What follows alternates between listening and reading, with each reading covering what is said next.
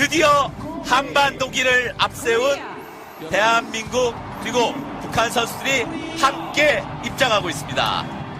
한반도기를 맞잡은 남남북녀 두 기수를 따라 남북 단일팀 선수들이 경기장에 들어섭니다. 남측에선 봅슬레이 간판 원윤종 선수가, 북측에선 아이스하키 단일팀 홍춘금 선수가 기수로 나섰습니다. 하얀색 패딩으로 유니폼을 맞춰 입은 선수단 147명은 92개 참가국 가운데 가장 마지막 순서로 입장했습니다. 주 경기장을 가득 메운 3만 5천여 관중은 선수들에게 뜨거운 박수갈채를 보냈고, 다른 나라 선수들이 입장할 때까지 반응이 없던 북한 응원단 역시 열광적으로 한반도기를 흔들며 선수단을 맞았습니다. 이 이상의 또 어떤 평화의 메시지를 줄 수 있을까요?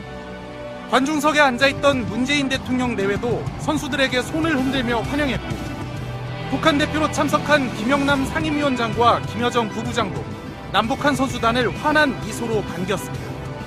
역대 10번째, 2007년 창춘 아시안게임 이후로는 11년 만에 이룬 이번 공동입장은 남북 화해와 한반도 평화의 메시지를 전 세계에 던진 순간이었습니다. 평창 스타디움에 불이 꺼지고 모두가 숨죽인 순간, 두 번의 동계올림픽에서 금메달 4개를 딴 쇼트트랙 스타 전희경 선수가 성화를 들고 모습을 드러냈습니다. 리우올림픽 골프 금메달리스트 박인비와 2002년 월드컵 4강의 주역 안정환을 거친 성화는 여자 아이스하키 남북한 단일팀의 두 선수 박종화, 정수연에게 건네졌습니다. 이어 달 항아리를 형상화한 성화대까지 하얀 빛의 계단이 깔리고 두 선수가 성화봉을 마주잡고 성화대로 향했는데요. 이들이 마지막 주자가 아닌가 싶었지만 성화를 기다리는 최종 점화자는 바로 피겨 여왕 김연아였습니다. 피겨 스케이트를 신고 등장해 은빛 빙판 위에서 우아한 연기를 선보인 김연아. 김연아가 얼음 구조물에 불을 붙이자 불꽃은 조선 백자에서 영감을 얻은 성화대로 옮겨져 힘차게 타오르기 시작했습니다. 그리스 올림피아에서 체화된 지 101일째 7,500명의 손에 손을 거친 성화가 드디어 평창에서 불타는 순간이었습니다.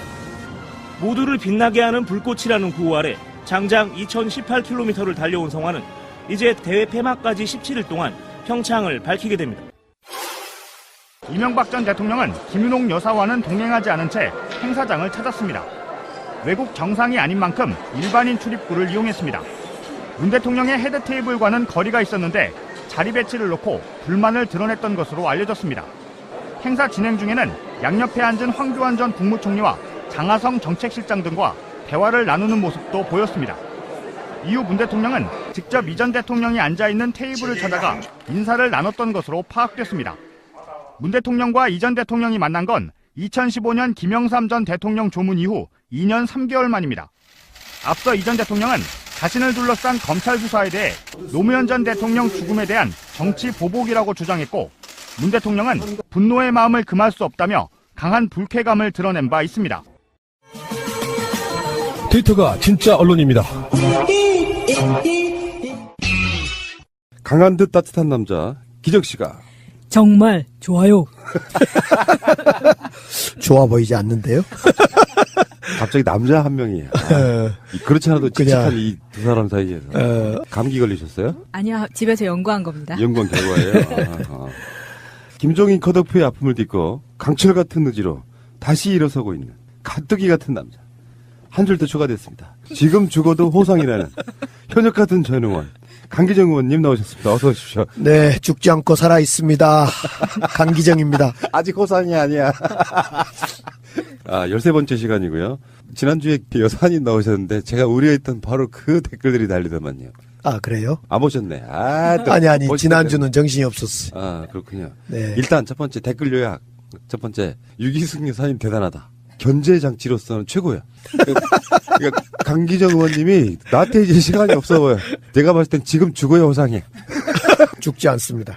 아무튼 요즘에 저도 이제 그 정치인 부인이 어찌해야 되는가. 이게 참, 또는 뭐 남편도 마찬가지겠죠. 여 정치인 남편이 어찌해야 되는가. 참, 그게 중요할 것 같아요. 부부지간이라는 것은 함께 이불을 덮고 사는 거기 때문에 말의 힘이 더 큰 것 아닙니까? 말의 힘이 크고.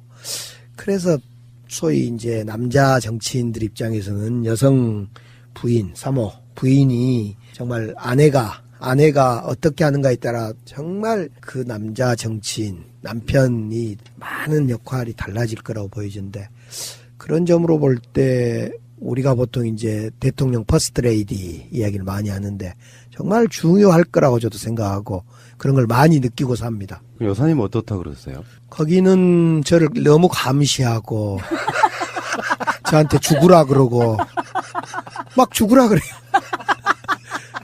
당신은 죽어도 호상이다. 사실은 제가 큰 결단을 할 때 아니습니까? 좀 미적거릴 때 이제 죽어도 호상 이런 이야기가 그런데 그 전에 이제 지금 사실은 광주시장 결심하게 된 것도 이제 그런 겁니다.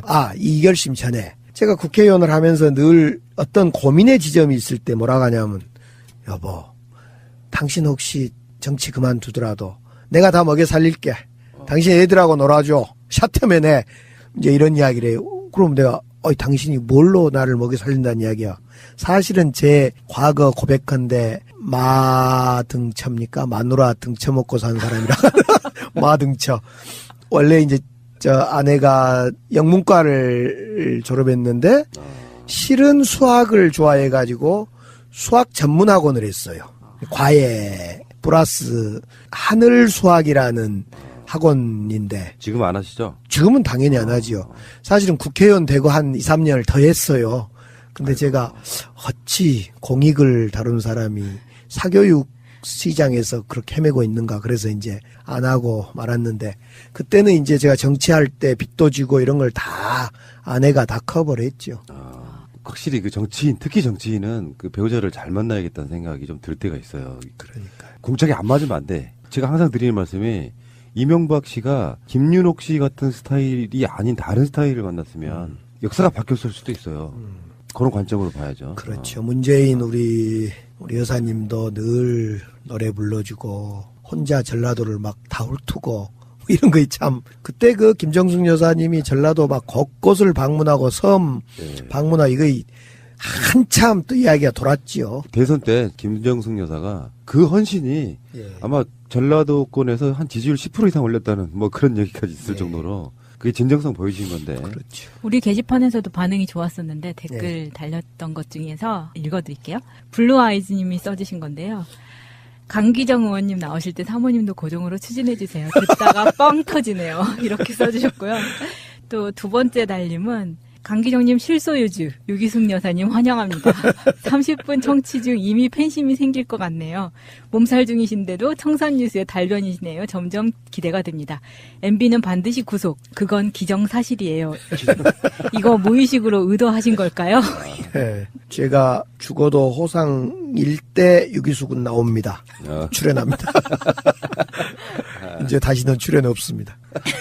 정말 이상하게 견제를 하시네. 근데 저는 진짜 그런 부분이 좋아요. 이렇게 부족하다 이런 부분보다 저분이 있으니까 뭔가 이렇게 균형이 맞네 이런 느낌이 들어서 참 좋았던 시간이었고요. 방송하는 오늘이 바로 평창 올림픽 개막일이고 어제 북한 예술단이 강릉에서 공연을 했는데 이거 보신 분들은 중계도 이제 뭐 보셨을 테니까 정말 감동적이더라고요. 뭐 거기 서로 가려고 6시인데 막 2시부터 줄을 서고 한 500여 명이 이렇게 신청을 받아서 갔는데 서로 가고 싶어서 정말 부럽더라고. 거기 그렇죠. 현송월 단장하고 우리 추미애 대표랑 옆에 통일부 장관이랑 나란히 이렇게 있는데 참 부럽더라고요. 네. 노무현 대통령 때 북한에서 공연한 가수들 엄청 많거든요. 예. 그 중에 이제 뭐 조용필 씨도 있었고 윤도현 씨도 있었고 이선희 씨도 있었고 굉장히 많은 분들이 공연을 했는데 어제는 그 조용필 씨 공연은 제가 풀로 본 적이 있는데요. 예. 조용필 씨의 우리나라에서 유명한 히트곡들이 아무리 불려봐야 처음에는 반응이 없어요. 그냥 박수를 아주 형식적으로만 쳐요. 접대로. 당연히 그런 거겠지만 모르니까 일단 흥이 안 나서 못 따라 부르는 부분도 있고 그러다가 나중에 북한 노래를 부르니까 그때부터 반응이 와요. 그래서 모르는 노래라도 그 이후의 노래는 박수를 더 강하게 치고 환호를 보내더라고요.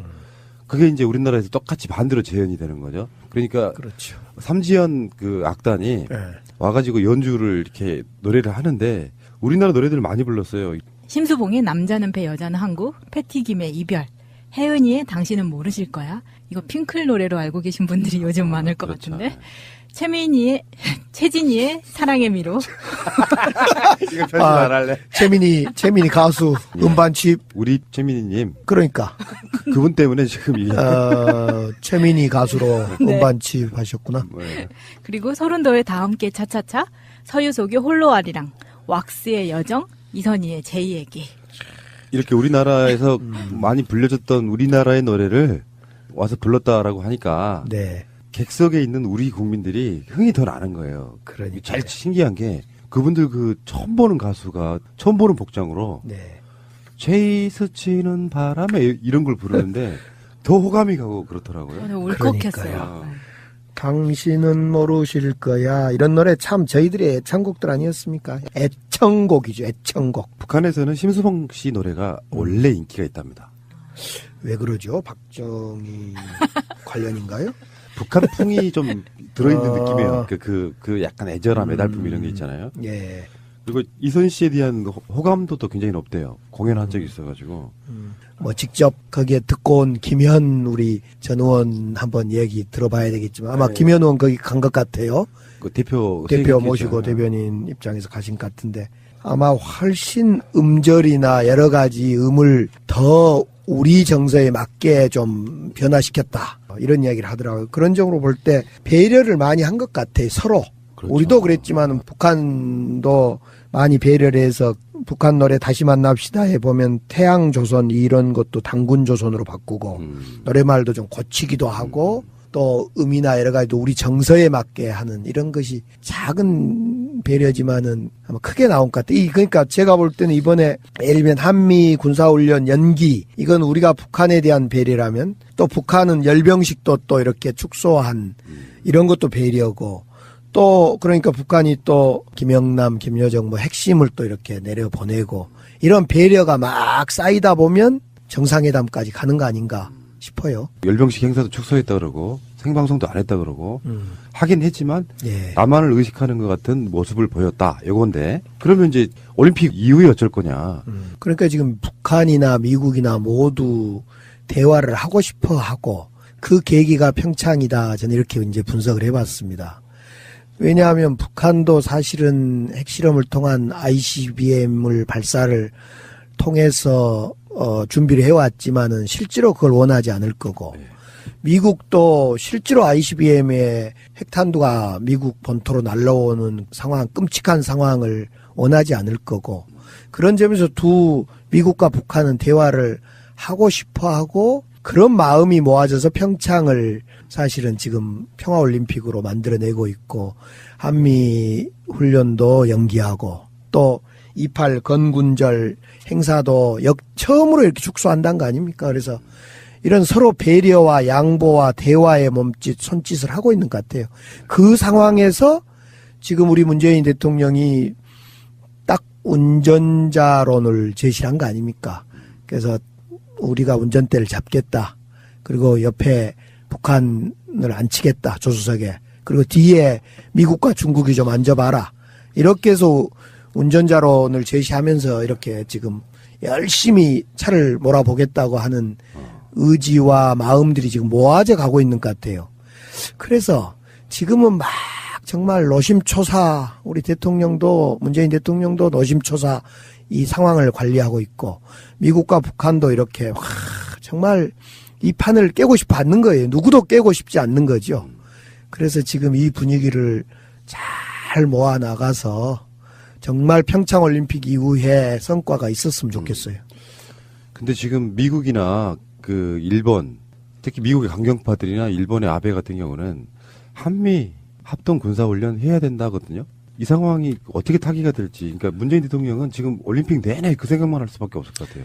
그렇죠. 한미 군사훈련을 연기시켜놨는데 이제 이걸 안 할 수 없다라고 이제 판단을 하게 된다면 이 한미 군사훈련을 정말 28 건군절 열병식을 아주 축소해서 형식적으로 한 것처럼 한미 군사훈련 역시 북한을 자극하지 않는 선에서 해야 한다면 아주 축소해서 하면 어쩔까? 저는 이런 생각이에요. 그래서 보수 진영으로부터 한미동맹 내지는 위협받고 있고 안보가 위협받고 있다 이런 말 못하게 한미 군사훈련을 하기는 하되 그러나 북한을 자극하지 않는 선에서 축소해서 하면 어떨까 이런 생각을 좀 합니다. 닭이 먼저냐 예. 계란이 먼저냐 요 느낌이 좀 있거든요.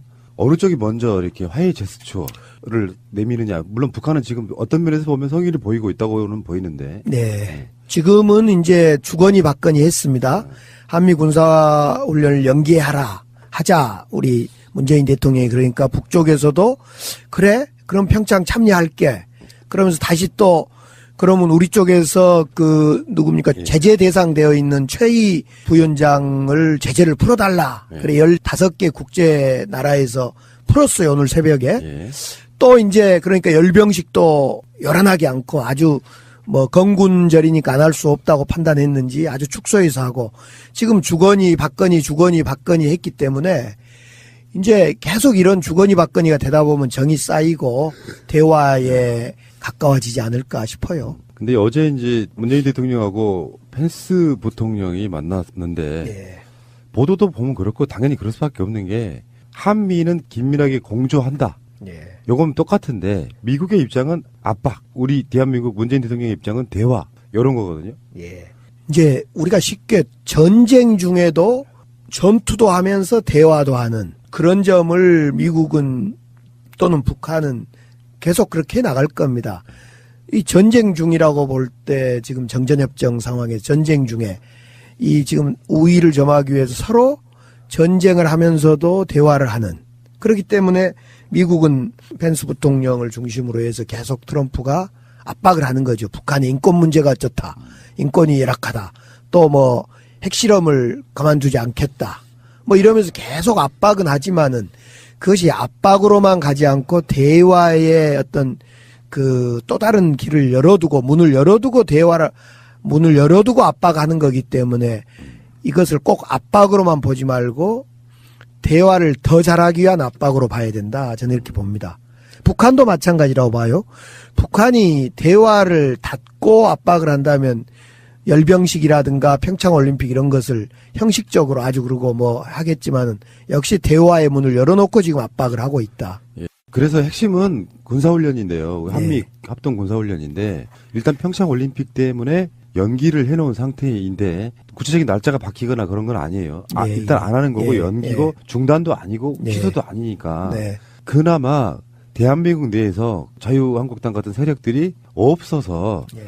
범국민적으로 올해는 일단 평창올림픽도 있고 그러니까 하지 말자라고 하면 별 문제가 안 될 수도 있어요. 네. 근데 내부적으로 계속 흔들 거고요. 네. 아베도 흔들 거고 네. 미국도 흔들 거의 상태에서 마냥 그거를 잠정적으로 계속 미룰 수도 없는 상태가 되다 보면 네. 결국엔 국민 여론이 중요한데 여기서 문재인 대통령이 버틸 수 있을 거냐. 그러면 이제 한미 군사훈련 또 하게 되고 그러면 또 저쪽에서 또 북한 식대로 으름장 넣고 북한의 입장이라는 게 있거든요. 그러니까 개성공단이네 뭐 어떤 이런 부분 관련해서 북한과 관련된 분들 인터뷰를 많이 해본 적이 있는데 네. 북한이 느끼는 기본적인 한국에 대한 생각이 정권이 바뀌기 전까지만 해도 실제로 천안함 사건도 있었고요. 북한의 어떤 행위라기보다는 남한 당국에 의해서 만들어진 사건들이라고 보는 게 맞는데 이런 사건들이 그 이후에 6.15라든지 14라든지 이런 거에 대한 배신감이 어마어마하다고 해요. 남북한이 정상들이 만나가지고 합의한 사항들을 무차별하게 깨버린 거잖아요. 네. 이명박근혜 때. 네. 그 배신감도 있지만 어떻게라도 지금 평화 모드로 나오려고 하는 부분이 있거든요. 물론 네. 북한을 나쁜 쪽으로 보고 의도를 몰아가면 핵무기 개발할 건 다 하고 이제서 뭐 이제 평화 제스처 취하네 위장 속임수네 뭐 이야기하지만 이 상태에서 굉장히 좀 난해하게 풀 수밖에 없는 건데 그중에 그러니까 북한의 적대적인 우리나라의 수구 세력들 이 두 문제는 굉장히 어려운 것 같습니다. 예. 지금 이제 한미 공조에 기반한 한반도의 운전자론이기 때문에 한미 군사훈련을 안 해버린다. 이러면 뭐 많은 사람들이 한미 공조가 깨진 거냐, 그럼 한반도의 안보는 어떻게 할 거냐 이런 문제제기도 있고 불필요한 논쟁이 될 것 같아요. 저는. 그래서 한미 군사훈련을 하기는 하되 북한 쪽에 자극되지 않는 선에서 연례적으로 해온 거기 때문에 하는 것이 좋겠다. 이런 생각입니다. 그러면 이건 여기서 네. 살짝 재밌는 음모론 들어갑니다. 네. 북한이 이런 올림픽 개회식 전날 열병식을 했잖아요. 네. 우리도 했으니까 네. 니들도 가볍게 해. 이거 아닌가요? 오늘 뭐 그건 이제 완전히 이제 큰 깊숙한 고위급 회담이 되면 그렇게 될 수도 있겠죠. 아, 축소해서 했으니까 니들 네. 축소해서 해. 그러면 우리 화 안 낼게. 그런 정도 북쪽을 양해를 받아내면 좋고요. 왜냐하면 우리가 국회도 그렇고 또 전쟁 중에 협상도 그렇고 서로 양해를 우리 이거 한다. 예, 너 대응을 해라. 그러나 인명살상을 최소화시키고 뭐 이러자 이런 서로의 그 통보하고 약속하는 이런 어떤 선의의 훈련도 나는 가능하다고 봅니다. 아, 그러면 네. 제 생각을 바꿀게요. 네. 북한도 어차피 목표가 핵무기가 아니고 잘 먹고 네. 잘 사는 걸 테니까 그렇죠. 이제는 화는 내는 것 같은데 세게 안 내고 네. 이렇게 한 발짝 물러나주는 부분도 있을 거다. 네. 그렇죠. 네. 원래 대화와 전쟁 중에 대화가 세면 전쟁이 약화되고 대화가 약화되면 전쟁이 세지는 건데 똑같은 한미 군사훈련이라 하더라도 지금 국면은 대화가 더 남북 화해협력 대화가 세진 거기 때문에 같은 한미 군사 훈련을 하더라도 북쪽이 볼 때는 더 약하게 보일 수가 있는 거고 그렇게 보이도록 서로 잘 협의해 나가면 좋겠다 싶어요. 알겠습니다. 혹시 의원님은 북한 노래 아시는 노래 있어요? 반갑습니다. 반갑습니다. 그 노래 압니다. 예.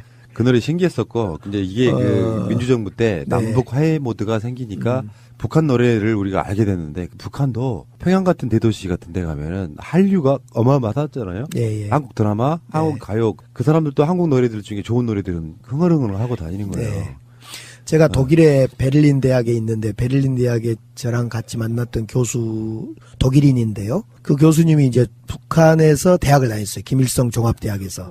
그 교수님이 제가 7개월 머문 동안에 북한을 2번을 다녀왔어요. 이제 초대받아서 학술 토론회 발표하러 다녀오는데 다녀와서는 제가 늘 이제 묻죠.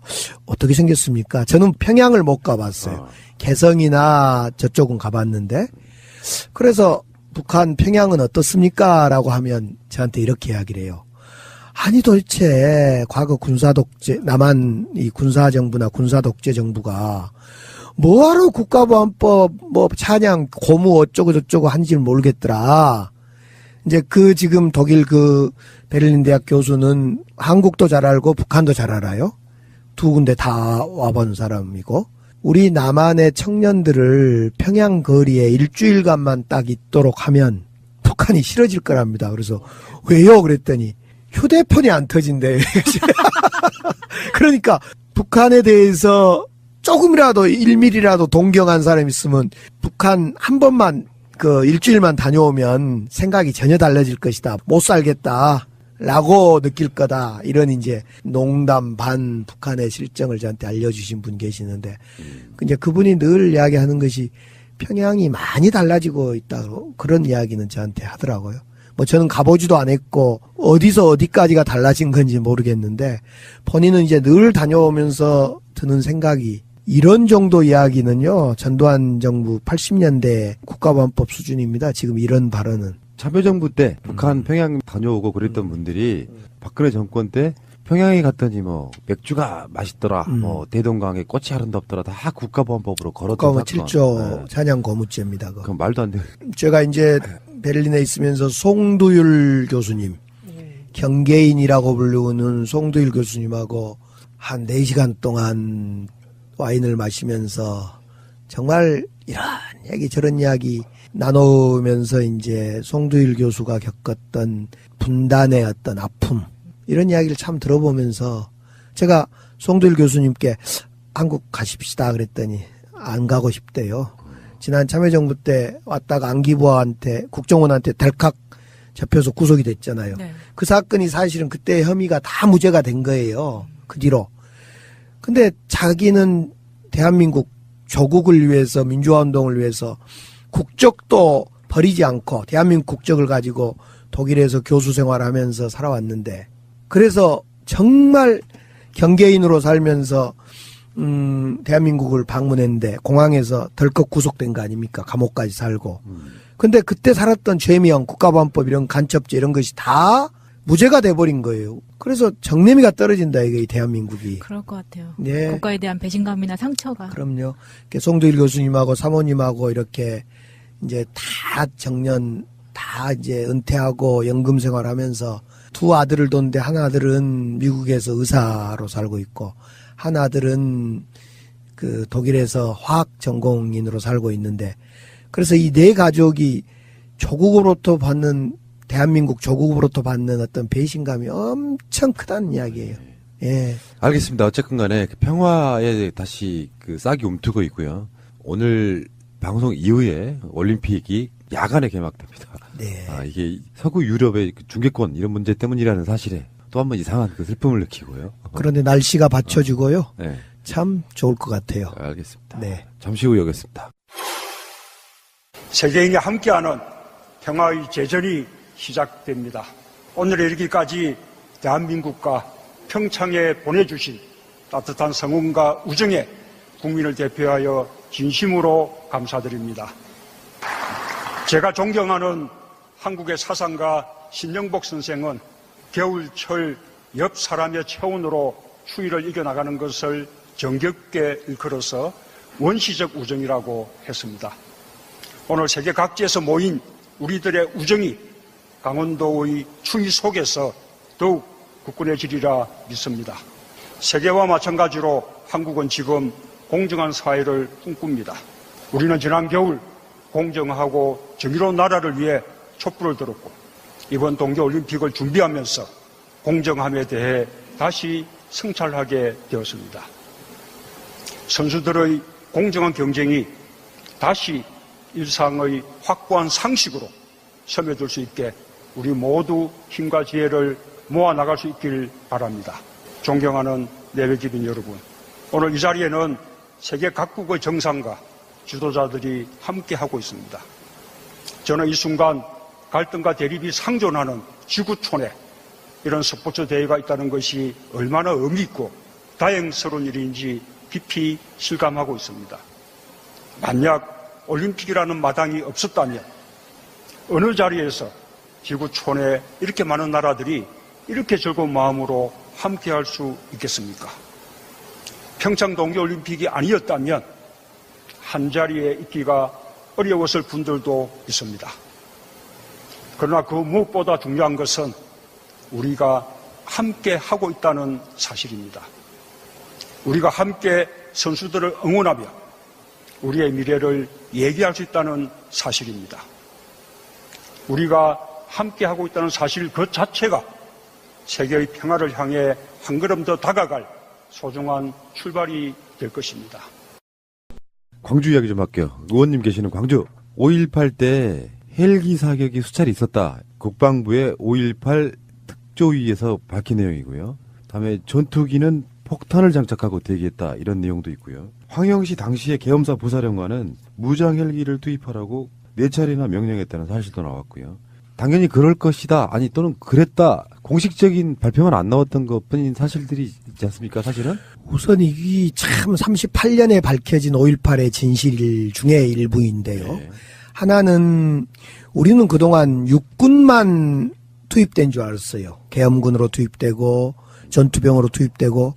근데 이번 조사 결과는 육해 공군이 합동작전을 벌였다는 것이 밝혀진 것이 큰 충격입니다. 맞습니다. 두 번째로는 헬기 기총소사가 있었다라는 것이 우리 그 많은 얘기가 증언들이 있었어요. 돌아가신 조비오 신부님이 대표적으로 그런 증언을 많이 하셨는데 또 그동안에 죽기는 죽었는데 그 근처에 계엄군도 없고 군인도 없었는데 어디서 총알이 날라와 죽었던 경우가 있어요. 환자, 사망자 중에. 그런데 그런 사람들이 결국은 그런 사망자가 헬기 사격으로 사망했던 것 아니냐라고 지금 추정 다시 되는데 헬기에 사격이 있었다. 이 두 가지 사실이 밝혀졌는데요. 또 하나는 이제 5.18 왜곡이 광범하게 일어났다. 그리고 네 번째로는 밝혀지지 않았는데 아무튼 비행기가 무장을 하고 출격 대기를 했다. 참 이런 네 가지 사실은 38년 만에 처음으로 밝혀진 떠돌아다닌 그 얘기를 정부가 공적으로 조사 결과로 밝힌 그런 점에서 참 오늘 그래서 국방부 장관도 사과까지 했습니다. 그런 정도로 자기들이 어떤 목적이나 목표를 위해서라면 민간인들 뭐 죽어도 좋아. 기총소사라는 게 항공기에서 땅 위의 표적을 빗자루 있잖아요. 빗자루로 쓸어내리듯 하고 가는 걸 기총소사라 그래요. 사람을 총알로 쓸어버리는 거예요. 구도청 앞에 있었던 전일 빌딩을 리모델링 하려다가 발견한 것이 총탄 자국이었습니다. 그래서 그 총탄 자국의 방향이나 이런 각도를 면밀히 조사한 결과 보니까 이것은 지상에서 쏜 계엄군이 쏜 총탄이 아니라 우에서 하늘에서 쏜 총탄이다. 그러면 그건 헬기 사격이다. 이렇게 이제 결론을 조사 결과를 내리게 됐는데요. 당시에 이제 광주 금남로에 있는 도청 그리고 그 앞에 100m 앞에 있는 전일 빌딩 여기가 이제 주로 5월 27일 마지막 5.18이 진압될 때 계엄군에 의해서 5.18이 진압될 때 가장 치열하게 전투가 있었던 곳이기도 하지요. 그래서 아마 거기에 헬기 기총소사를 했다 이렇게 이제 추정되는데요. 공수부대. 공수부대가 M16 그 총으로만 쏴서 죽인 게 아니라 기관총이 등장한 거거든요. 그렇죠. 그러니까 기관총은 일반 소총처럼 이렇게 한 발씩 쏘는 게 아니고 물론 소총도 연발이 가능하긴 한데 기관총으로 이렇게 비행기에서 총을 쏘는데 소가 무슨 소자냐면 청소하다 할 때 소자예요. 사는 사격하다 할 때 사자니까 연발로 막 다다다다 나가면 이게 어떤 느낌이냐면은 계속해서 이렇게 빗자루로 이렇게 청소하듯이 비행기나 헬기에 쏘면 방어가 안 되는 상태에 그냥 이건 말도 안 되는 거니까. 제가 작년 5.18 이후에 저도 처음으로 그 당시에 사격된 총탄을 하나를 봤어요. 근데 총탄이 볼펜보다 더 길고 그 두께는 맞습니다. 기관총이라 그래요. 예, 두께는 얼마 정도냐면 엄지 손가락 성인의 엄지 손가락만한 두께에 이런 정도 느낌 아니에요? 그렇죠. 그보다 훨씬 더 무서운 느낌인데요. 아, 이걸 제 페이스북에 제가 올려놨는데 찍어서 이거 삼치대예요. 그래서 이걸 사실은 최종 검찰에 광주지검에 제출을 했어요. 이것을 그 총탄을 증거로 어떤 시민이 저에게 제보를 해서 가져왔길래 그것을 검찰에 넘겼는데 제가 그것을 제 페이스북에 찍어 올려놨는데 아 무섭더라니까요. 그것이 사람 몸으로 박힐 걸 생각하면 그 총이 5.18 때 쏘아졌다고 생각하니까 무섭더라고요. 근데 당시에 거기 지금 여기 계신 분들 중에서도 그렇지만 제가 그때 돌 때여가지고 돌잔치를 하러 광주에 내려갔을 때거든요. 기억이 나요? 아니 기억은 안 나는데 여기가 지금 전일빌딩 바로 건너편이 예. 광주 YMCA가 있고 예. 그 뒤쪽으로 궁전제과가 있고 이쪽이잖아요. 그렇죠. 근데 그 근처가 이제 저의 할머니 할아버지 계시던 집이었단 말이에요. 예. 그러면은 이게 지금 전일빌딩에서 거기까지 한 100m, 150m 요 반경 직선 아니에요? 거리는 한 150m밖에 안 되죠. 네. 예. 그러니까 저는 정말 진짜 이 가운데 있었던 거예요. 근데 돌 때 그 총소리를 들었어요? 아니 총소리는 못 들었는데 제가 거기에 요 한복판에 있었다는 게 너무 막 소름 끼치고 막 이래요. 그렇죠. 돌잔치 할 때 기억나죠? 계엄군 나쁘다라고. 네. 그렇죠. 그거 참 소름 끼친 일이죠. 그러니까 저는 그게 어렸을 때 기억이 나는 상황이기 때문에 트라우마로 남아 있는 거거든요. 제일 무서웠던 기억은 이제 총소리. 예. 심야에 그 총소리가 나면 막 온 시내가 그 총소리 때문에 공포에 질리는 그게 첫 번째였고 두 번째는 그 상무관에 가서 본 관들이요. 예. 그걸 어렸을 때 한번 봤다고 생각해 보세요. 예. 또 핏자국이라든지 뭐 트럭이나 버스에 타는 계엄군들 동네에서 아주머니들 김밥, 주먹밥, 물 뭐 이렇게 올려주던 그런 모습도 생각이 나는데 그렇게 살다 보니까 그 세력 1980년에 일어난 사건인데 지금 2018년에 38년 만에 또 상황들이 밝혀지는 거 보면은 한편으로는 분노스럽고요. 한편으로는 슬퍼요. 그러니까 지금 우리가 두 가지 말씀드리고 싶은 게 하나는 뭐냐면요. 전두환 노태우를 5.18 관련으로 처벌했다. 과거에 감옥을 살렸다라고 대부분은 생각하는데 실은 전두환 노태우는 5.18에 대한 시민에 대한 학살, 암매장 이걸로 죄를 받지를 않았어요. 그건 수사도 안 했습니다. 전두환 노태우는 뭐 때문에 감옥을 살았냐면 내란죄로 맞습니다. 감옥을 살렸어요. 그러다 보니까 이 시민들이 죽긴 죽었는데 누가 총을 쏘라고 명령을 내려 죽었는지 또 어디에 암매장 되어 있는지 이런 헬기는 누가 쏘도록 명령을 내렸는지 이런 거에 대해서 아무런 지금 원인도 밝혀내지 못하고 살상 명령자를 밝혀내지 못하고 있는데 전두환은 용서가 돼버렸단 말입니다. 어떻든 법적으로 사명이 돼버렸고 그래서 다시 이제 헬기 사격이 나오고 안매장 흔적이 나오고 이러면서 다시 진실을 규명하자라고 한 것이 두 번째인 특별법 만들자 이겁니다. 그래서 2월 중에는 국회에서 특별법이 꼭 만들어서 지금 실제로 조사할 수 있는 권한을 갖는 특별법이 만들어져서 진실 규명이 좀 돼야 되겠다. 지금 헬기 기총소사도 사실 거의 밝혀졌는데도 당시에 헬기 조종사들이 헬기 사격은 안 했다라고 아직도 이야기를 하고 있어요. 그리고 그 공군 전투 비행사들 이들도 출격 명령은 받긴 했는데 대기 상태에서 어디로 출격할지는 모르겠다 아직은. 공군 전투기 출격 명령 관련해서는 재밌는 건데 이것이 어떻게 됐냐면 작년 5.18 우리 문재인 대통령이 5월 9일 날 당선되고 5월 18일 처음으로 5.18 기념식에 가서 광주의 기념식에 참여를 하게 됩니다. 그 자리에서 너무 그 기념사를 감동적으로 사람을 눈물을 쏙 빼는 감동적으로 기념사를 하고 나서 그 다음날 곧바로 그 5.18 문재인 대통령의 기념사를 들은 당시의 수원비행장 공군 비행사가 양심선언을 합니다. 그걸 모 방송국의 기자한테 전화를 합니다. 내가 사실은 당시에 수원 비행기 전투 비행사인데 내가 완전히 무장을 하고 출격 대기 명령을 내렸다. 아마 이것이 5.18을 향해서 광주를 향해 가는 것 아닌가 생각했다. 이런 제보를 양심 고백을 하니까 그러니까 몇 년이지 37년 만에 양심 고백을 한 겁니다. 그 비행사는. 그러니까 이제 이 기자가 저에게 전화를 해서 강연 그거 맞습니까? 그래서 저도 이제 확인하고 하면서 뭘 확인했냐면 그동안 참여정부 그러니까 우리 노무현 정부 때는 육군 조사만 했습니다. 육군만. 헬기도 육군 소관이기 때문에 헬기 사격 이런 조사만 했는데 잘 밝혀내지 못했는데 이 공군의 조사가 필요했던 겁니다. 이번에 그래서 육군, 해군, 공군을 다 조사하면서 육해공군의 합동작전이 있었다라는 것을 밝혀낸 거죠. 어디까지 했을까 싶은 생각도 들어요. 그 해병대에도 대기 중이었다. 네. 공수부대 투입하고. 네. 공수부대라는 게요. 그 특수부대의 목적은 딱 하나예요. 적의 후방으로 들어가는 거거든요. 네. 그래서 낙하산 타는 걸 배워요. 밤에 비행기나 이런 걸 넓게 타고 가서 적 후방에다 뿌려서 적 후방을 교란시키는 목적이 특수부대예요. 보병은 적과 맞서 싸우고 우리나라 국민들한테 특수부대를 투입을 하는. 광주 당시 광주가 적의 후방이었으면 광주가 어디에 있는 거죠? 모스크바 옆에 있나요? 정말 광주 시민들 광주를 적으로 규정한 그래서 작전을 편 특수부대를 적 후방으로 투입한.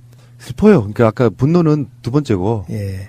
우리나라 민족 어떤 사람들한테는 그런 피가 있었다고 생각하면 좀 끔찍합니다. 국민들한테 대한 최근에 용산 참사 다룬 영화 감독들 인터뷰한 적이 있는데 논리가 그런 거 있잖아요. 그 사람들은 화염병을 쥐고 있고 화염병을 먼저 던졌으니까 죽어도 돼. 그런 논리를 지금. 그건 아닌 거죠. 예. 네. 이재용 판결은 광주에서는 어떻습니까? 민심. 똑같죠. 유전무죄, 무전유죄. 특히 그 이재용 판결을 냈던 그 판사가 김진태 의원과 관련돼 있고 친인척이란 거 아닙니까? 우리 방송에서 가장 먼저 이야기했죠. 아, 그랬습니까? 우리나라 모든 방송을 통틀어가지고. 우리 심지어 네. 록히드 마틴과의 관계도 이야기했습니다. 록히드 마틴과 어떤 관계죠? 그 판사하고? 그 자매들 중 남편 중에 한 명이 록히드 마틴 단이죠. 아, 그래요? 록히드 마틴은 또 최순실과 연관이 있고요. 이렇게. 야, 그래서 이건 음모다. 이 재판은 음모다. 이렇게 다 보는 거죠. 네. 근데 지금 이재용 사장이 풀려나간 거하고 관계없이 또 삼성이 지금 차명 계좌 문제로 MB의 수사, 다스 수사, BBK 수사에 비용을 댔다. 그래서 또 이거 지금 논란이 되고 있는 걸로. 다스 미국 소송을 삼성이 대납했는데 그 당시에 책임자가 이학수 당시 삼성 부회장이란 말이에요. 네, 예. 끝없는 비리. 이런 의혹들이 터져 나오는 거 보면 이제 정권의 힘을 잃고 너도나도 나 살자 하니까 여러 가지로 제보하고 발설하고 자백하고 고백하고 하는 사람들이 많아지다 보니까 다 터져 나오는 거라고 보거든요. 사실은 그동안에 대한민국이 재벌공화국이었다는 것을 증명하는 밤의 대통령이 누구냐 이걸 증명하는 사건들이 지금 계속 국민들에게 나오고 있는 거죠. 광주 분들은 특히 더 분노하셨을 거예요. 네. 이런 거에 대한 역사적 트라우마가 있는 그런 지역이기도 하고 정경유착이거든요. 사실 그냥 정경유착. 네. 그동안 이제 사실은 지금 문재인 대통령의 지지도가 꺼지지 않는 이유가 한편으로는 적폐청산이 정치보복이다라고 아무리 홍준표 대표 등이 떠들어도 이런 팩트에 근거한 내부 고발자에 근거한 이 끊임없는 그 적폐들이 나타나서 그러니까 이제 문재인 대통령의 이 개혁 내지는 적폐청산이 힘을 얻고 박수를 받고 있는 거 아니겠습니까? 그런데 또 문재인 대통령이 적폐청산만 잘한 게 아니라 또 남북관계도 잘 풀어불지 막 그래버리니까 이것이 그 흠 잡을 데가 없으니까 이게 미칠 일이죠. 홍준표 입장에서는. 예. 그러다가 중간에 이런 식으로 이렇게 이재용 집행유예, 네. 뇌물, 뭐 말도 안 되는 법률 적용해가지고 네. 범국민적으로 이제 말도 안 되는 판결이다. 판사 내부적으로도 비판이 거세고 심지어 지금 1심 재판장은 사표를 제출했다는데 이거랑 어떤 연관이 있는지는 몰라요. 네. 말을 한 적이 없으니. 근데 느낌적으로는 그렇죠. 근데 이분도 저는 할 말은 별로 없다고 생각하는 게 1심에서 5년 실형 선고하고 그 당시에 그랬었다니까 형량이 너무 작다. 그래서 이게 집행유예를 2심에서 내리기 위한 일종의 포석 이렇게 본 분도 있는데 뭐 그건 이제 우리들 판단인 거고요. 그러니까 재판이 지금 이재용 살리려다 보니까 누가 지금 죽을 맛이냐면요. 이제 박근혜 대통령이 죽을 맛이에요. 이것이 요구형 뇌물. 그러니까 정권이 권력이 힘 있는 사람이 요구해서 뇌물을 줬다. 그러니까 박근혜 대통령은 나쁜 사람이 되고 이재용은 힘없는 이재용은 삼성은 아니 대통령이 주라는데 안 주고 배겨. 그러니까 죄가 약하다 없다 이렇게 된 거 아닙니까? 그러니까 이재용 풀어주려다가 지금 박근혜 대통령은 죽을 맛인데 어떻든 1심, 2심이 지금 판결이 전혀 다르게 나오고 있기 때문에 대법을 좀 지켜봐야 될 것 같고요.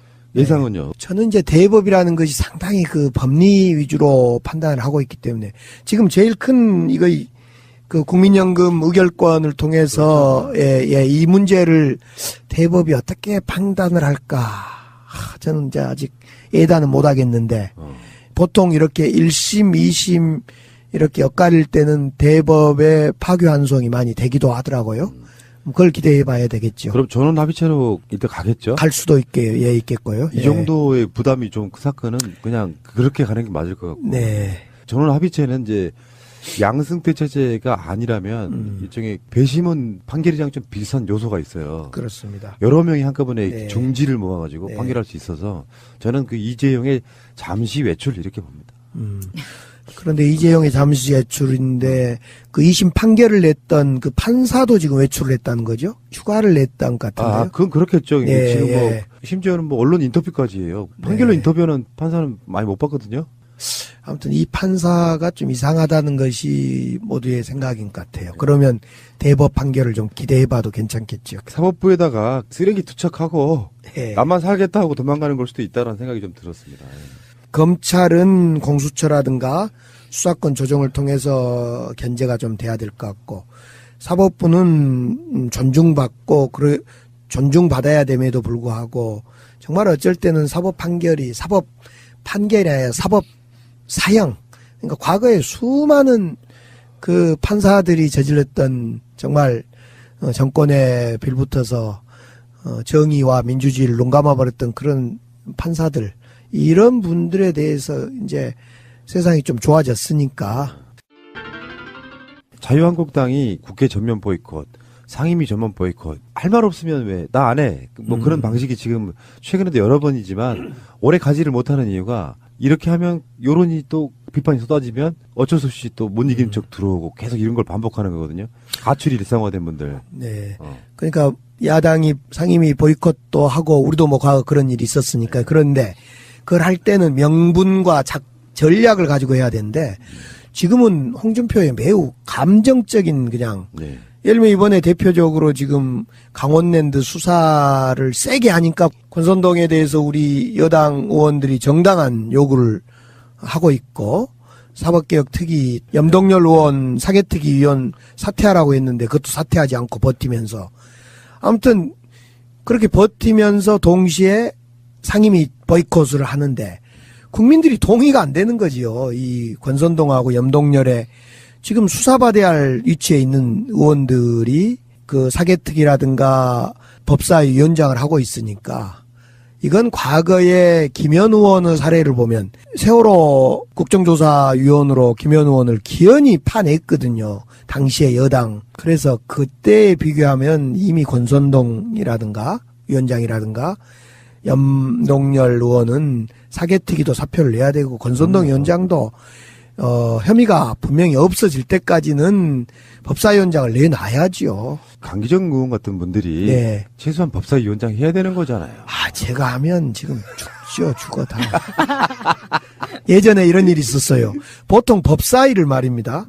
법조인 출신, 그러니까 검사 출신, 판사 출신들이 변호사 출신들 의원들이 법사위를 구성하고 있습니다. 여든 야든 상당히 많은. 그런데 이제 박지원, 박영선 이런 분들이 법사위에 들어가서 활약을 했고 더 나아가서 누가 활약을 했냐면 지금은 이제 의원이 아닙니다만 선병열 의원이라고 만주 변호사라고 통칭 불렀는데 이 서울대 법대도 아니고 율사 출신도 아닌 사람이 법사위에 들어갔더니 그냥 완전히 법사위가 긴장을 하고 난리가 난 거예요. 그래서 그분이 만주 변호사 법사위원 이렇게 불렀습니다. 근데 이게 자유한국당이 심상치가 않은 게 네. 홍준표의 이제 일방적인 독주 이런 네. 게 정가비원, 이주영, 한성교, 나경원 등 4선 이상 중진 12명이 홍준표에게 최고 중진 연석회의를 개최해라 이렇게 이제 요구를 했다는 거예요. 12명이. 홍준표의 반응이 기가 막혀요. 근데 저는 어떻게 보면 홍준표 스타일이 정말 재밌다고 느껴지는 게 이런 표현, 이런 반응이 나왔는데 자기 상과 안 왔다고 방송에 나가서 당대표를 공개 비난하는 사람, 원내대표 선거에서 꼴찌를 하고도 의원들에게 왜 그런 결정을 했는지 반성하지도 않고 나서는 사람, 이러면서 한 사람 한 사람을 누구라고 지칭하진 않았는데 다 비난을 해요. 보통 사람들 같으면 이제 이게 정치력 발휘해가지고 이렇게 중진 대접해달라는 거 아니에요. 원래는 네. 이제 당연은 없지만 관례적으로 해왔는데 왜 안 하냐. 이거 열어서 지금 중진들의 의견을 물어봐라 하니까 뭔 중진이 어딨어? 개뿔 딱 이 느낌이거든요.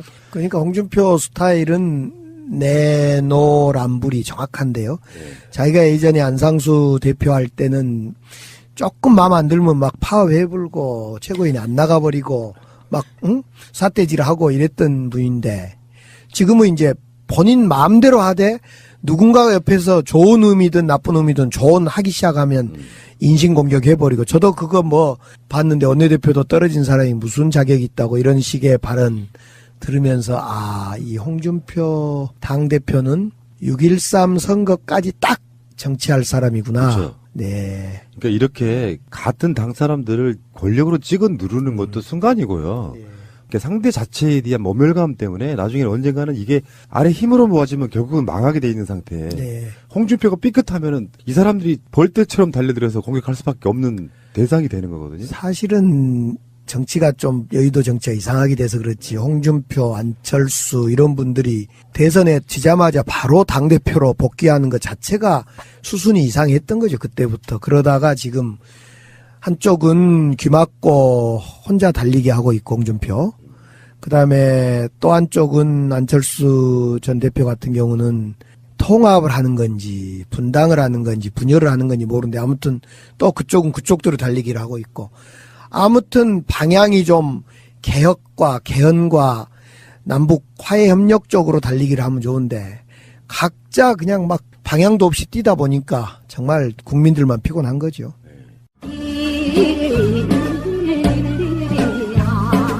제가 MB의 아바타입니까? 아니면 아니라고 본인이 해명하십시오. 그리고 완전히 쪼개져 버린 국민의당은 사라지는 거죠. 사실은 지금 몇 시간 남지도 않은 그런 느낌인데 국민의당하고 민주평화당에 서로 간에 그 말로 주고받는 비난, 비판, 막말 이게 도를 넘더라고요. 호남권 국회의원들은 다 민평당으로 올 줄 알았더니 그것도 아니네. 이런 배신자들 뭐 이런 식의 가장 세게 치고 나가는 사람은 박지원 의원인데 나머지 거기에 이제 반발해가지고 이제 나도 박지원 당신만큼 짬밥 먹었어 해서 이제 박주선 뭐 부의장이라든지 네. 이런 사람들이 또 치거니 받거니 하면서 정말 눈살 좀 찌푸리는 그런 모습 많이 보이고 있습니다. 그러니까 과거에 우리 민주당에서 탈당할 때 문재인 당대표 물러가시오, 친노 물러가시오 할 때는 한 목소리였는데 이제 목소리가 달라지는데 이거 참 꼴불견인데 우리 저 웃자고 한 예를 들어보면 부부가요 이혼을 했답니다. 이건 싫어합니다. 실화. 이거 싫어하냐? 이거 싫어하냐? 예, 싫어합니다. 근데 이혼을 했는데 그 남편이 출마를 합니다. 기초의원에. 지방의원에 기초의원에 출마하니까 부인이 남편 도저히 용서할 수 없다고 부인이 같이 거기에 출마를 또 합니다. 멋있다. 멋있다. 이거 멋있는 건지. 이 지금 안철수당과 평화당이 꼭 그 꼴입니다. 지금 이거 서로 못 잡아먹어서 지금 서로 죽는 형국으로 돼서. 근데 이런 것은 멋진 게 아니라 불행한 거죠. 불쌍한 거죠. 이거를 약간 희화화해서 보고 있는 거예요. 우리 예. 팟캐스트 입장에서는. 네. 말도 안 되는 상황들을 갖고 네. 도토리 키재기하고 있는 모습인데 그게 상대적으로 어떤 민주주의의 위협이 되거나 그 정도의 힘이 파워가 있다면 이거는 그냥 웃고 말할 이야기가 아닌데 그때 그 부부가 출마해서 어떻게 된지 결과를 못 챙겨봤네요. 네. 한번 제가 다음 때 한번 챙겨보고 혹시 확인되면 얘기해드리겠습니다. 근데 그 과정에서 또 재밌는 게 호남권에서 광주 서구하고요. 예. 무안 해남 신안 네. 그쪽에 공교롭게도 민평당 한석, 국민의당 한석이 또 주는 예. 묘한 상황이 좀 벌어지기도 하고 그러면서 지금 광주 호남권에 뭐 여러 가지 지방선거 출마까지 포함하면은 굉장히 많은 재보궐선거 요인이 생기는 갑자기 제가 뭐 그러실 분은 아니지만 문득 궁금증이 생겼던 게 예전 같으면 그런 경우가 많았거든요. 그 같은 지역의 지역구 바로 옆에 보궐요건이 하나 생겼어요. 그러면 그 지역구 아니던 사람이 현역이 아니고 무슨 이유에 의해서 이제 현역이 아닌 상태에서 옆 지역구로 출마하고 막 그렇거든요. 우리 의원님은 그런 생각을 한 번도 안 해보셨겠지? 저는 현역 같은 강기정이어서 그런 생각 안 합니다. 지금 서구에 생긴 거잖아요. 예, 서구 갑이라는 곳인데요. 예전에는 진짜 그런 경우 많았잖아요. 예전에는 이제 옆에서 옮기기도 하고 위에서 낙하산 타고 공수부대 내려오는 거죠. 근데 이번에는 이제 서구 갑하고 무안 신안 쪽 두 군데인데 거기에 막 준비하고 있는 분들이 계셔요. 좋은 분들이. 아마 그런 분들 하지 않을까 싶어요. 이제 절차 밟아서.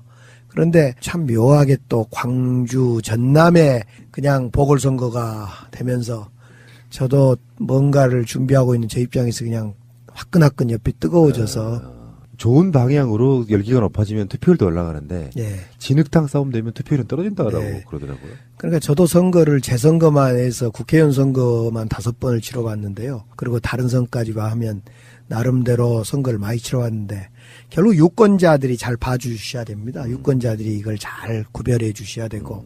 근데 유권자가 구별하기가 너무너무 힘들어요. 잘 안 보여요. 이게 그럴 거 아닙니까? 다 선거 때는 다 평소에는 잘못하다가 선거 앞두고는 다 잘한다 그러니까.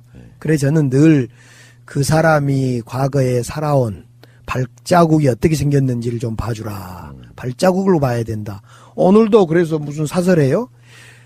그 사람의 경력과 스펙을 보지 말고 그 사람의 댐데미를 봐주라. 이런 지역신문에 사설이 하나가 실렸더라고요. 저 아직 다 안 읽어봤는데 제목만 봤는데 경력과 스펙을 보고 선택하지 말고 그 사람의 살아온 발자국 이걸 봐주라.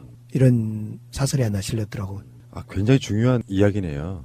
어떻게 살아왔는지 봐야 되나. 네.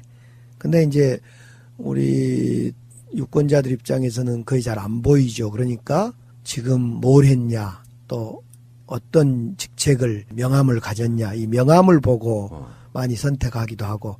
그러니까 우리가 100m 미인이라고 하는 겉모습 보고 또 과거 잊어버리고 또 그 사람이 어떤 행위를 했는지 다 잊어버리고 겉모습 보고 이제 또 환호하고 백마탄 기사처럼 그래서 이제 꼼꼼히 좀 걸어온 길을 좀 봐야 되겠다 싶어요. 서울대에 나온 정치인들 꽤 많이 있거든요. 그렇죠. 그들과 주위에 흔히 있을 법한 정치인들과 어떤 차이가 있을까요? 그 엘리트, 물론 다 그렇지는 않아요. 근데 엘리트 의식에 쩔어서 레벨이 다른 삶을 살았던 사람들, 아까 발자국을 보라 그러셨잖아요. 예. 어떻게 살았는지를 보면 엘리트 의식만 갖고 있는 사람들을 보면 절대 일반적인 국민들 편 들어줄 사람들은 아니에요. 그렇게 살지 않았는데 지금까지. 앞으로 들어줄 이유가 없잖아요. 예. 공감력 없고 진정성 없는 사람들이 정치판에서 지금 주거니 받거니 하는 공방도 좀 꼴사나운 건데 민주평화당도 좀 꼴사나운 부분이 있어요. 국민의당 쪽 논리가 어느 정도는 일리가 있는 부분도 있거든요. 민주평화당은 지방선거를 해도 그 지역 외에는 후보 내기가 힘들어요. 네. 일단은 상황이 그렇게 있지 않습니까? 네. 그러면 호남만을 위한 정당이 되는 상황이고 결국에는 임시정당이 될 수밖에 없어요. 호남에서도 후보는 낼 수 있을까 모르지만은 당선을 할 수 있는가는 전혀 다른 문제이기 때문에 호남에 지지받는 정당이 평민당이다. 전혀 그렇지 않는 거죠. 평민이 아니고 민평입니다. 민평당입니까? 워낙에 평민당은 과거에 있었죠. 김대중 대통령 예, 때. 아마 그 평민당 인상을 주려고 그렇겠죠. 민평당을 만들었겠죠. 그런데 평민당과 민평당은요. 단어는 배열은 바뀌었는가 모르지만은 정체성이라든가 그 중심 세력들이 전혀 같지 않는. 전략적으로 밀어줄 필요 있어요. 민평당이나 안철수 바른당이나 서로 캐스팅 보드 지겠다 하는 건데 서로 이 말을 달리 보면 떡 하나 주면 우리가 협조하고 떡 안 주면 개혁정치 문재인 또는 우리 민주당 개혁정치에 동의 못하겠다는 정말 그 당리당략적 발언이 서로 캐스팅 보드 지었다. 이 논쟁 같아요. 예, 알겠습니다.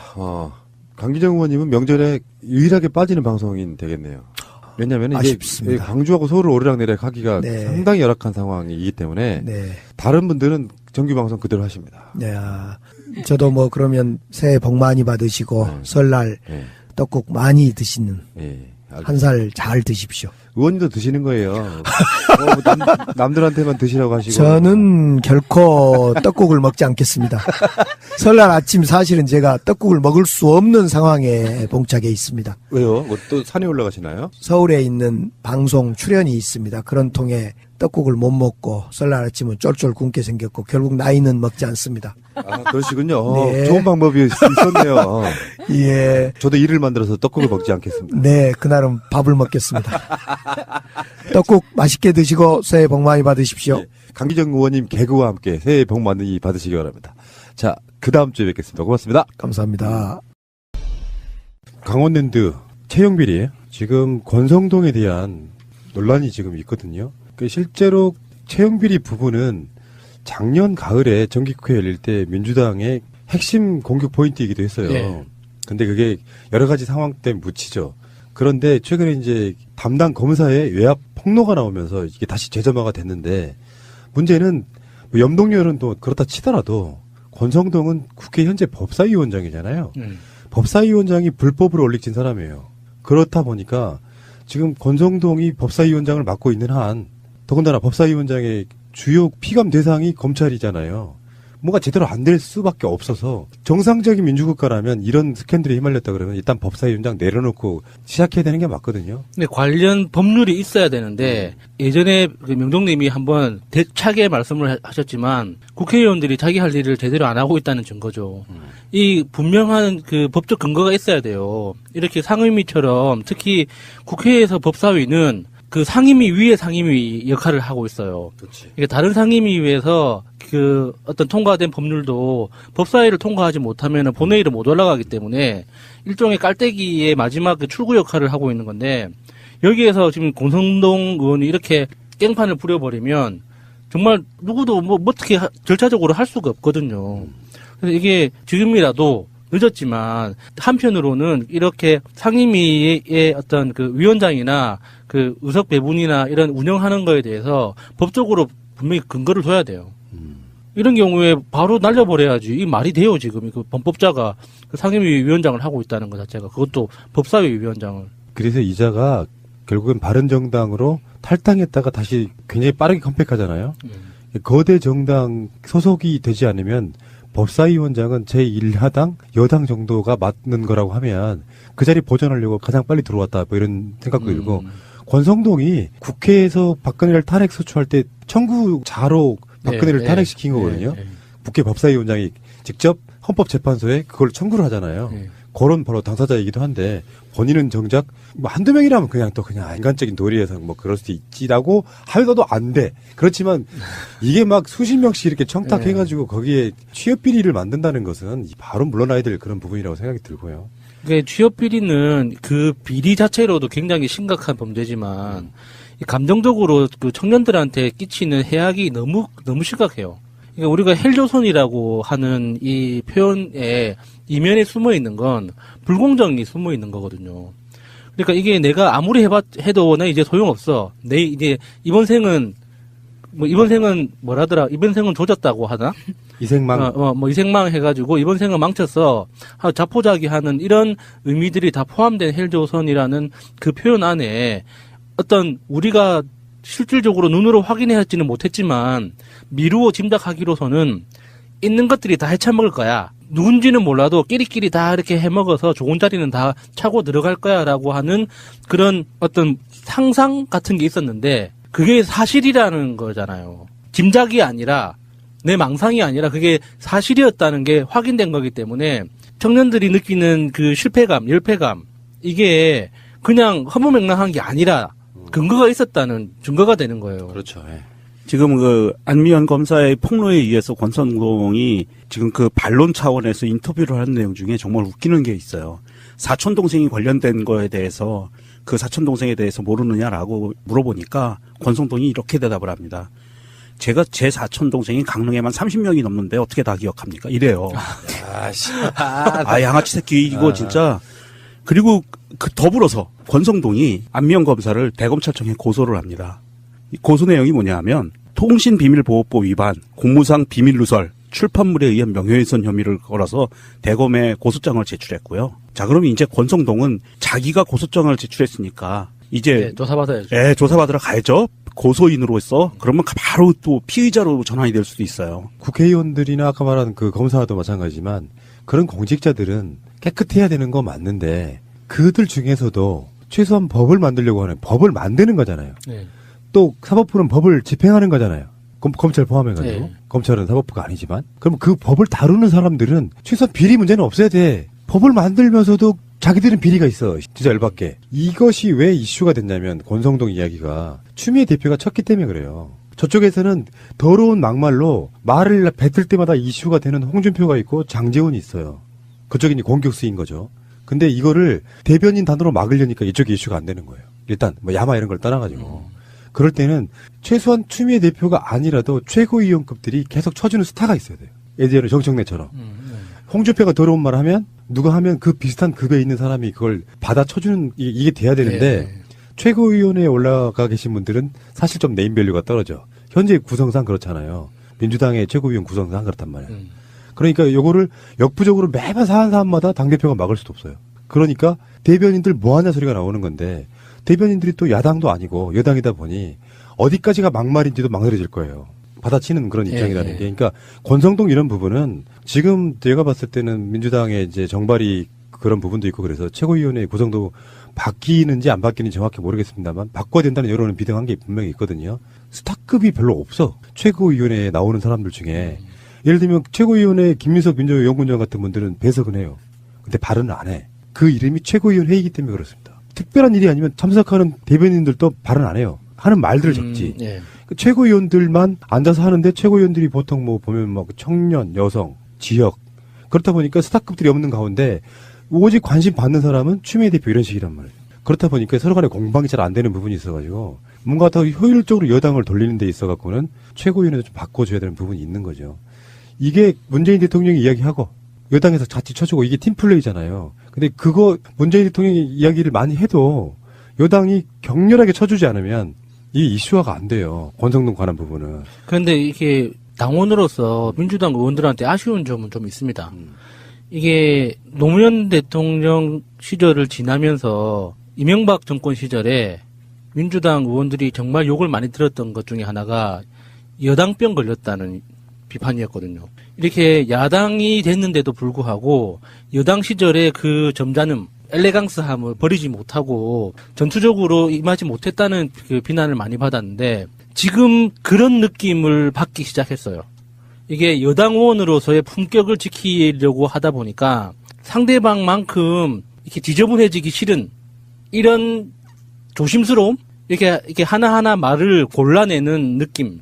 그래서 그 문재인 대통령을 대통령 만들기 위해서 진짜 전투적으로 싸웠을 때의 그때 트윗, 페이스북 여러 가지 보도자료에서 나왔던 그런 전투적인 느낌이 지금은 거의 안 보여요. 그러니까 지방선거를 앞두고 제일 걱정되는 부분이거든요. 이게 끝까지 상대방이 양아치처럼 나오더라도 나는 양반처럼 뒷짐지고 점잖음을 지키겠다. 여당 의원으로서의 품격을 잃으면 안 된다. 하는 이런 분위기가 다시 야금야금 퍼지고 있는 건 아닌가 하는 걱정이 됩니다. 그러니까 그 어떤 논란에 있어가지고 뭐 최근에 평양 올림픽부터 시작해서 예. 자유한국당이 말한 평양 올림픽은 뇌리에 남는데 민주당 쪽에서 그걸 방어하는 어떤 워딩이 기억에 남는 거 있어요? 그러니까요. 그러니까 그런 식인 거야. 그러니까 지금부터라도 그 여당평 이런 걸 떠나서 좀 과도하게 너무 이렇게 이미지화 시키는 것도 좀 그런데 어쨌건 이게 공방이 되면서 상대방이 세게 치고 나오면 비슷한 급의 사람이 세게 치면서 이렇게 논란이 되면서 확산이 돼야 되는데 공격 당하긴 하는데 막는 건 대변인들이 막는 것 같은 그런 느낌은 저는 아니라고 보는 거예요. 세게 치고 나갔을 때, 저쪽에 당대표급, 이쪽에서는 최소한 최고위원급 정도가 맞상대할 수 있을 정도의 분위기가 돼야 이게, 저 새끼들 말이 거짓말이었구나 되는데, 평양 올림픽은 있는데, 그게 아니라는 말들은 기사를 찾아봐야 찾게 되는 이런 부분이 분명히 있는 것이죠. 물론 언론의 문제도 있다고 봐요. 알겠습니다. 권성동 아웃. 결혼 기념일이라고 남편이 꽃을 사왔더라고. 아, 행복하겠다, 언니. 차라리 돈으로 주지. 먹을 수도 없고 나중에 버리기도 힘들고 말이야. 그러나 마음을 전할 때 꽃보다 좋은 것은 없습니다. 인생에 있어서 돈이 전부는 아닙니다. 꽃은 기쁨과 슬픔을 함께합니다. 새가 날아든다와 연대하는 전국 꽃배달 자미원 꽃집. 010-3608-7576